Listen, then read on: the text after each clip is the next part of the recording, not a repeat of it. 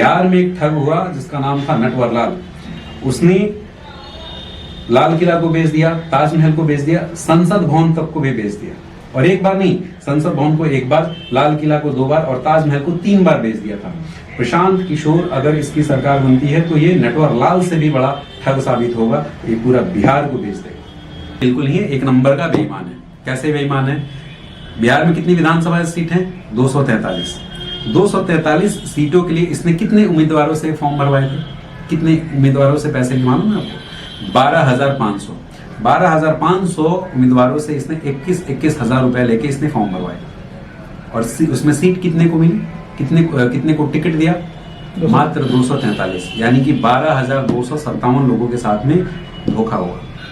अगर ये ईमानदार होता तो उनका पैसा रिटर्न कर देता, लेकिन इसने नहीं किया। क्यों? क्योंकि ये खुद बेईमान है। इतना ही नहीं, इस लूट कैसे रहा है? डिसेंट्रलाइज क्राउड फंडिंग के माध्यम से लूट रहा है, लाभ कार्ड के नाम पे करोड़ों लूट रहा है, डेली पोस्ट के नाम पे लूट रहा है, टिकट के नाम पे लूट रहा है। अब आप कहते हो ईमानदार है? कैसे ईमानदार है भाई? नमस्कार, आदाब, सत श्री अकाल। एक्सप्लोर वर्ल्ड में आपका स्वागत है। मैं हूं सम्राट उपाध्याय। मौजूद हूं मैं पटना, बिहार में। इस समय बिहार चर्चाओं में है क्योंकि बिहार विधानसभा का चुनाव है और काफ़ी नज़दीक है। 6 तारीख को पहला मतदान है और 11 को दूसरा मतदान है और 14 को रिजल्ट है। इसी बीच जो है अनेकों वीडियो वायरल होते नज़र आ रहे हैं और वो भी राजनीति पर। हमारे साथ मौजूद हैं शख्स जो अभी काफ़ी वायरल हो रहे हैं। इनका एक वीडियो जो है सोशल मीडिया पे काफ़ी वायरल हो रहा है। ट्रेन में किसी युवक से इनकी झड़प हो गई और उस झड़प में इन्होंने बहुत लथाड़ा एक युवक को, और कारण है जन स्वराज पार्टी के जो मुखिया हैं प्रशांत किशोर जी, उसी बात पर ये भड़क गए हैं। और वैसे इनका परिचय मैं आपको देता हूँ। ये आदिराज हैं, कास्टिंग डायरेक्टर हैं बॉलीवुड में। लेकिन किस बात से नाराज़गी है जन स्वराज से, आज वो जानने के लिए हमारे साथ मौजूद हैं। बहुत बहुत स्वागत है आपका हमारे चैनल एक्सप्लोर वर्ल्ड पे। जी नमस्ते। एक वीडियो काफ़ी तेज़ी से वायरल हो रहा है, काफ़ी मिलियंस लोग देख रहे हैं उस वीडियो को। अच्छा, बिहार में जो जन स्वराज पार्टी है उस पर आपकी नाराज़गी क्यों है? मुझे किसी पार्टी पे नाराजगी नहीं है, बिहार और बिहारियों को गाली देने वाले से नाराजगी है। इस लड़के से बहस हो गई, वो जन स्वराज का सपोर्टर है। वो कह रहा था कि बिहार में जो है मुर्गा दारू पर वोट दिया जाता है और उनकी पार्टी का भी यही कहना है कि मैं इससे सहमत हूँ। आपको क्यों विरोध हुआ इसमें? आप इसको किस तरह से देखते हैं? प्रशांत किशोर खुद कहते हैं कि मुर्गा और दारू पर जो वोट है वो इस बार बदल जाएगा। बात बताइए, 2014 में हम दारू पीकर वोट नहीं देते थे, 2015 में हम मुर्गा खाकर वोट नहीं देते थे, 2020 में हम पैसा लेकर वोट नहीं देते थे, 2025 में हम बिकाऊ हो गए। मतलब समझ में आ रहा है आपको? 2014 में इसने कहा कि अब की बार मोदी सरकार, तो हमने वोट दे दिया मोदी जी को और प्रधानमंत्री बना दिया। 2016 में पलटी मार लिया और महागठबंधन में आ गया और वहां आके कहता है कि बिहार में बाहर है नीतीश कुमार है, तो सबने वोट देकर गठबंधन की सरकार बनवा दी। तब भी हम ईमानदार थे। 2020 में जब सत्ता में बैठ के मलाई खा रहा था तब भी हम ईमानदार थे। 2025 में जब ये वोट मांगने आए तो हम बिकाऊ हो गए। देखा इसकी हरामखोरी, एक झटके में कैसे हम बिहारियों को बिकाऊ बना दिया। मतलब हम बिहारियों का कोई मान सम्मान है कि नहीं, कोई इज्जत प्रतिष्ठा है कि नहीं है? महिलाओं की सभा में जाके कहता है कि दारू पी के वोट देने रहूंगा, मुर्गा खा के वोट देने रहूंगा, 500 रुपए लगे वोट बेचने रहूंगा। मतलब आप बताइए, हमारी माताएं बहनें बिकाऊ हैं? यानी कि अगर नहीं है तो कोई कुछ बोलता है क्यों नहीं? आपके कहने के अनुसार प्रशांत किशोर जो है जो चीजें कर रहे हैं पहले से वो कर रहे थे और वही नहीं, ये बता रहा हूं 2014 से लेके जब तक इसको मतलब पॉलिटिकल पार्टीज बिहार में पैसे दे रही थी तब तक हम ईमानदार थे। लेकिन जब पॉलिटिकल पार्टी इसको पैसा नहीं दे रही है तो हमें बिकाऊ बना रहा है अपने फायदे के लिए। ये बार बार बिकाऊ बिकाऊ बोल के साबित क्या करना चाहता है? बार बार बिकाऊ इसलिए बोल रहा है ताकि हम निर्दोष होते हुए भी अपने आप को बिकाऊ मान लें और हम इतनी गिल्ट फील करें, शर्मिंदगी महसूस करें, बार बार जलील करें, ताकि इसको ईमानदार मान के हम वोट दे दें इसको। प्रशांत किशोर तो कह रहे हैं कि मेरी सरकार बनने पर शिक्षा रोजगार को जो करप्शन है उसमें अलग से सुधार दिखेगा और सरकारी स्कूलों की जो व्यवस्था है वो तंदुरुस्त कर दी जाएगी। इसमें आप किस तरह से देखते हैं? मतलब अभी शिक्षा कमजोर है। कुछ नहीं है, वो सब लूट है और कुछ नहीं। ये क्या कह रहा है? कह रहा है कि बिहार में अगर इसकी सरकार बनी, जन स्वराज की सरकार बनी, तो जितने भी सरकारी स्कूल के बच्चे हैं उन सबको प्राइवेट में पढ़ाएगा और उसका फीस कौन भरेगा? सरकार। तो सरकार जब प्राइवेट स्कूल का फीस भरेगी तो हमारे लिए तो स्कूल सरकारी जैसा हो गया। फ्री हो गया। तो हम अपने बच्चे को कहाँ पढ़ाएंगे आप बताइए, सरकारी में या प्राइवेट में? सीधी सी बात है कि प्राइवेट में पढ़ाएंगे, क्योंकि वहाँ पे पढ़ाई अच्छी होती है। तो जब सारे लोग अपने बच्चों को प्राइवेट स्कूल में पढ़ाएंगे तो सरकारी स्कूल तो खाली हो जाएगा, वहाँ पे कोई पढ़ने नहीं जाएगा। और जब कोई पढ़ने नहीं जाएगा तो सरकार सरकारी शिक्षकों को बैठाकर तनख्वाह देगी? नहीं देगी। अब सरकार की मजबूरी हो जाएगी, एक झटके में बिहार में 71,000 सरकारी स्कूलों में ताला लग जाएगा, और ताला लगते ही 6 लाख शिक्षकों की नौकरी चली जाएगी। इतना ही नहीं, जितने भी प्यून चपरासी हैं उन सबकी नौकरी खा जाएगा प्रशांत किशोर। उसके साथ जितनी भी माताएं बहनें हैं वो जो सेविका के रूप में काम करती हैं, खिचड़ी बनाने का काम करती हैं, उन सब की नौकरी खा जाएगा प्रशांत किशोर। साथ ही 1,15,000 आंगनवाड़ी है, उस सब में ताला लग जाएगा। 1,15,000 नौ शिक्षकों की नौकरी खा जाएगा प्रशांत किशोर। उसमें जो सेविकाएं हैं वो जो खाना बनाने का काम करती हैं उन सब की नौकरी खा जाएगा। तो कुल मिला के 9 साढ़े 9 लाख नौकरियां एक झटके में प्रशांत किशोर खा जाएगा। अच्छा, तो ये बताइए, अभी बता रहा हूँ, अभी खेल बाकी है। अच्छा, अब क्या होगा, सारे बच्चे प्राइवेट स्कूल में पढ़ने चले गए, सरकारी स्कूल में ताला लग गया, सारे मास्टरों की, प्यून की और सेविकाओं की नौकरी चली गई। अब क्या होगा, 2-3 साल बाद में सरकार कहेगी कि भाई हमारे पास इतना पैसा नहीं है कि हम आपके बच्चों का फीस भर सकें, आप ऐसा करो कि आप अपने बच्चों का फीस खुद भरो। अब हमारे पास 2 ही विकल्प है, या तो हम प्राइवेट स्कूल का फीस अपने जेब से भरें, और नहीं तो बच्चों को फिर से सरकारी स्कूल में लेकर आएँ। अब जब हम सरकारी स्कूल में लेकर आएंगे अपने बच्चे को, क्योंकि प्राइवेट स्कूल में पैसे भरने के लिए तो हमारे पास पैसे होंगे नहीं, तो जब सरकारी स्कूल में लेकर आएंगे तो वहाँ पे सरकारी स्कूल नहीं मिलेगा। क्यों?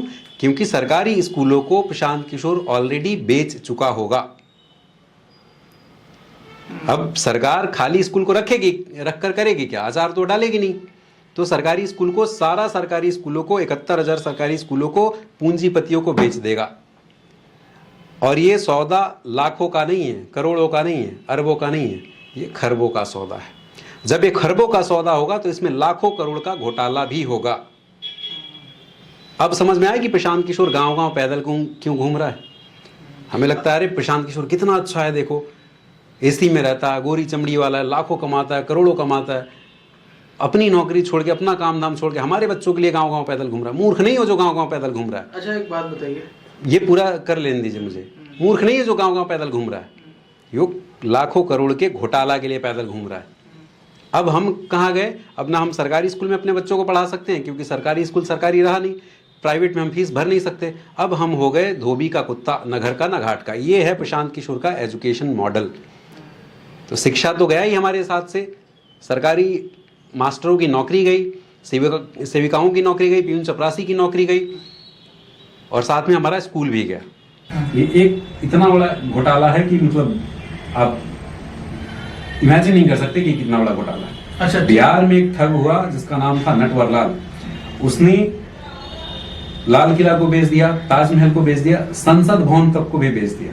और एक बार नहीं, संसद भवन को एक बार, लाल किला को 2 बार और ताजमहल को 3 बार बेच दिया था। प्रशांत किशोर अगर इसकी सरकार बनती है तो ये नटवर लाल से भी बड़ा ठग साबित होगा, ये पूरा बिहार को बेच देगा। प्रशांत किशोर एक सवाल, एक ही चीज पे काम नहीं कर रहे हैं, बहुत सारी चीजों पे काम कर रहे हैं। इन्होंने कहा कि फर्जी शराबबंदी कानून को बंद कर दिया जाएगा और शराब को फिर से चालू किया जाएगा। एक शराबबंदी का कानून फर्जी कैसे हो गया? ये कह रहा है कि इसकी सरकार बनी तो 15 मिनट में शराबबंदी के फर्जी कानून को हटा दूंगा। क्यों? क्योंकि ज़मीनी स्तर पे ये उतना काम नहीं कर रहा है। अगर ये ज़मीनी स्तर पे कारगर नहीं है तो इसको ठीक करने की बात करनी चाहिए कि इसको खोलने की बात करनी चाहिए।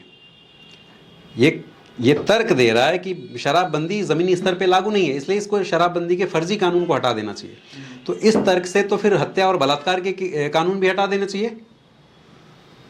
मतलब हत्या और बलात्कार का कानून तो पूरे देश दुनिया में है, उसके बाद भी हत्या और बलात्कार हो रहा है कि नहीं हो रहा है? रोज हो रहा है। फिर तो वो भी कानून हटा देना चाहिए और छोड़ देना चाहिए अपराधियों की, जाओ भाई जिसकी हत्या करना है करो, जिसकी बलात्कार करना है करो, कर देना चाहिए क्या? ये तर्क नहीं है, कुतर्क है। सिर्फ और सिर्फ अपने फायदे के लिए कुतर्क कर रहा है और कुछ नहीं।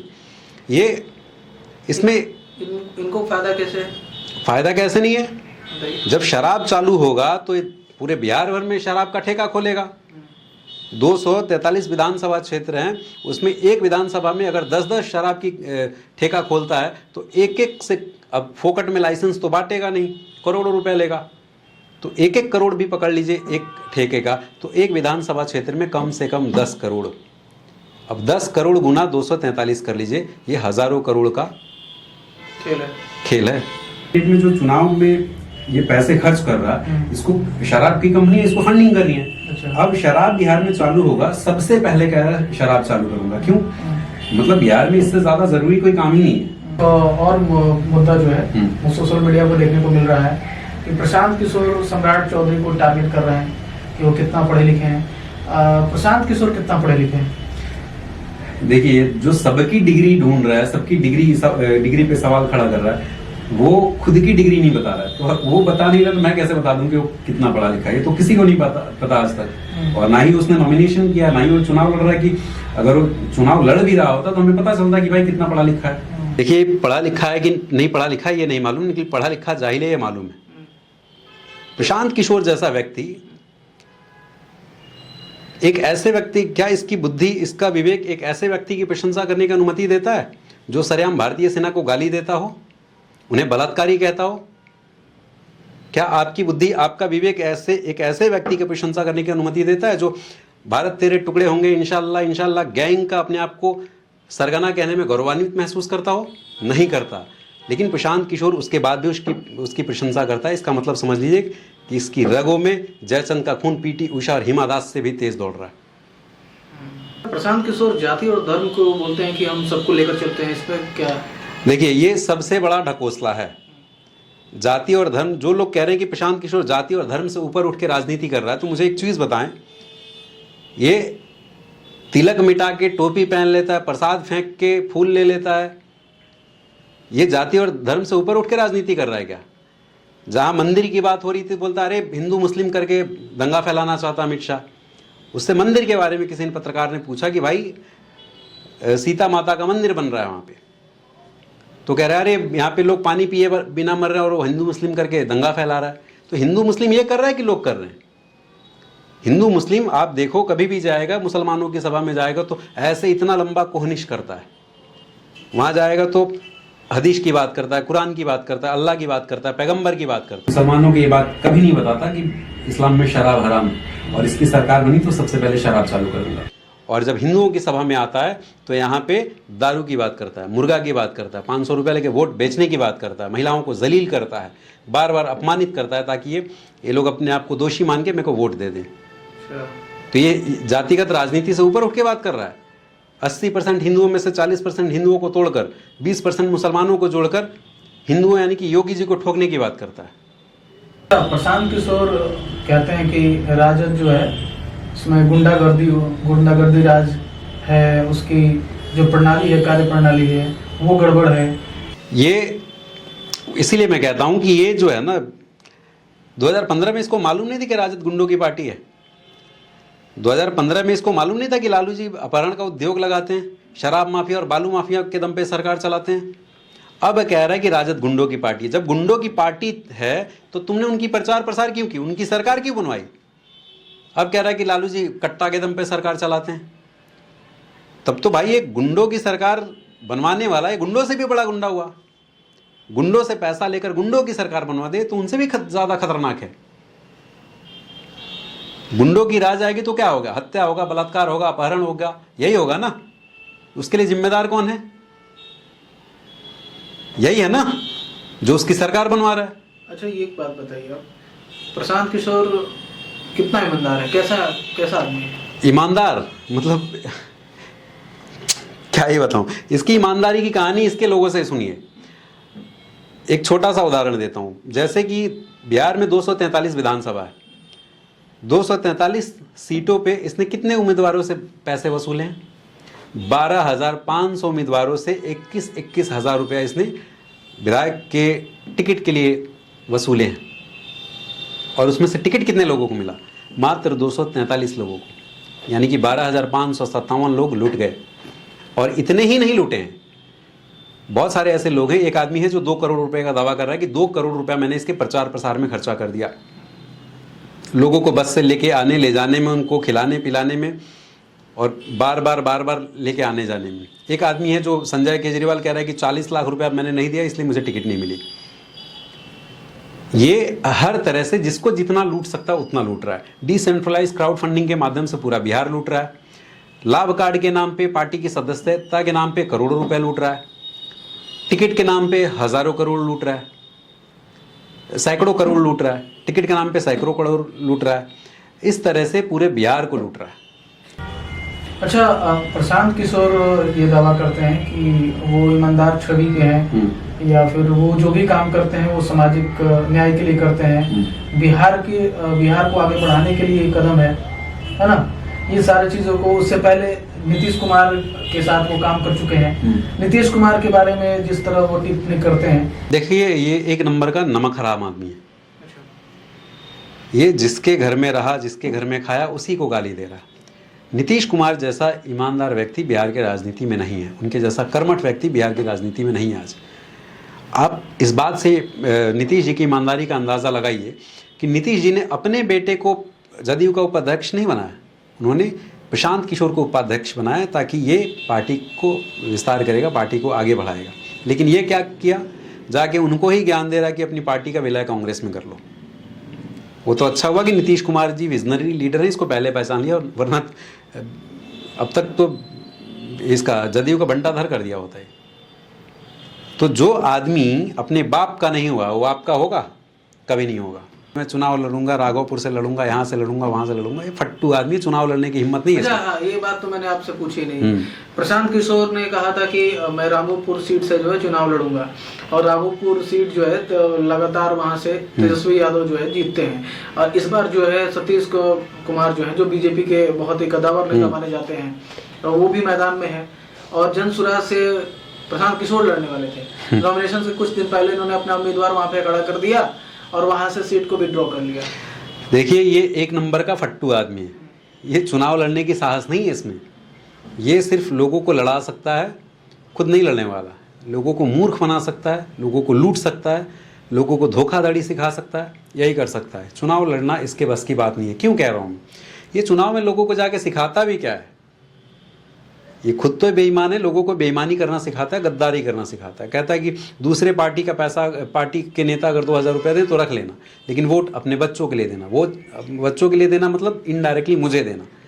वहाँ भी मतलब लोगों को धोखाधड़ी सिखा रहा है। ये नहीं कह रहा है कि पैसा लेके वोट मत देना, ईमानदारी से वोट देना, अच्छा नेता चुनना, लेकिन लोगों को वहाँ भी जैसा एक खुद धोखेबाज है वैसा लोगों को धोखेबाजी सिखा के आ रहा है। टक्कर किसमें?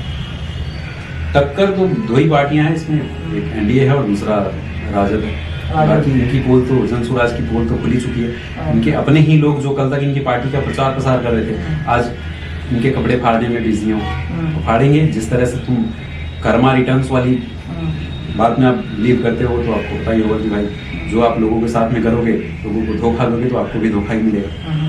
बहुत बहुत धन्यवाद, आपने कीमती वक्त दिया।